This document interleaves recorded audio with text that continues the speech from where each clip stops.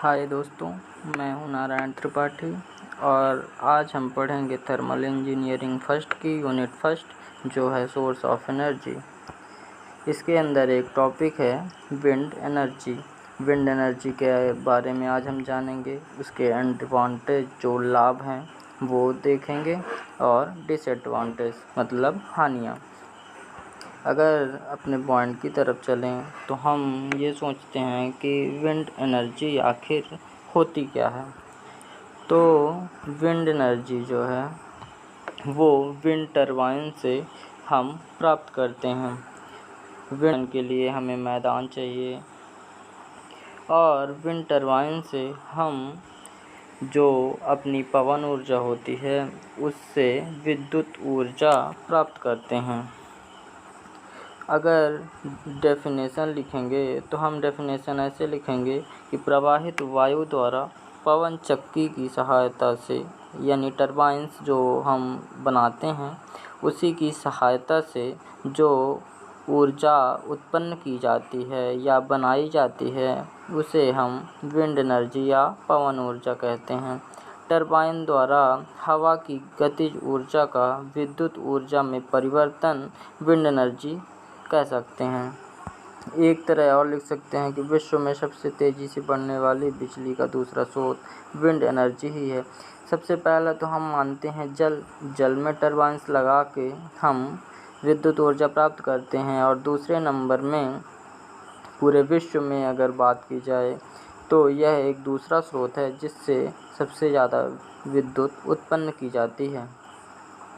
आपको पता होगा कि 2017 के अंत तक 5,39,581 मेगावाट वैश्विक क्षमता से स्थापित की गई है यह विंड टरबाइंस, जिसमें से इतनी बिजली बनाई जाती है।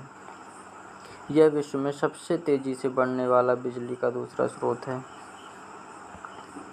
अगर हम इसके एडवांटेज की बात करें तो एडवांटेज इसके बहुत सारे हैं, पर कुछ एडवांटेज हम आज बताते हैं। पहला है पर्यावरण की दृष्टि से साफ़ सुथरी ऊर्जा है, मतलब यह इको फ्रेंडली एनर्जी है। यह किसी भी तरह का प्रदूषण वायुमंडल में नहीं करती और इसके द्वारा हमें विद्युत ऊर्जा आसानी से प्राप्त हो जाती है। स्थापित करने के बाद संयंत्रों में रखरखाव में कम खर्च होता है। मेन खर्च अपना इसको स्थापित करने में ही होता है, इसके बाद इसमें कोई खर्च नहीं होता है।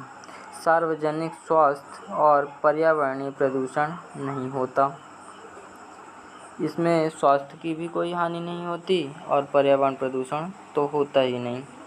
और चौथा एडवांटेज यह है कि पानी की बचत होती है, ग्रीन हाउस गैसों के उत्सर्जन में कमी होती है, क्योंकि जितनी ग्रीन हाउसेज होती हैं वो अपने में एब्जॉर्ब करके और उसको विद्युत ऊर्जा यानी इलेक्ट्रिसिटी में कन्वर्ट करते हैं।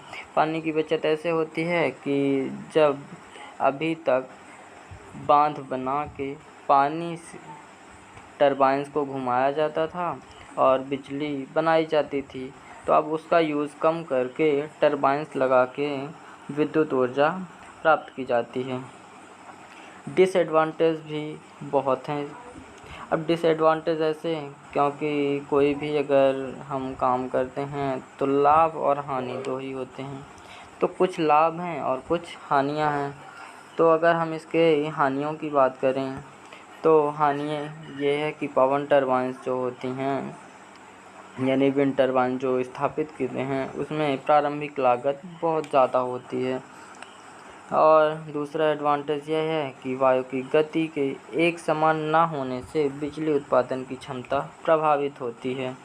हाँ, अब ये तो है ही कि अब जो नेचर है उसमें हवा जो होती है वो एकदम बराबर नहीं चलती, कभी धीमी और कभी तेज़, इसलिए बिजली के उत्पादन का भी इसमें प्रभाव पड़ता है। तीसरा ये है कि खुले मैदानों में इसको लगाया जा सकता है विंड टरबाइन जो होती हैं, या कि समुद्री किनारों में जहाँ तेज़ी से हवा चलती हैं, या कि हमें ऊंचा स्थान देखना पड़ता है जहाँ विंड मतलब हवा ज़्यादा तेज़ चलती है।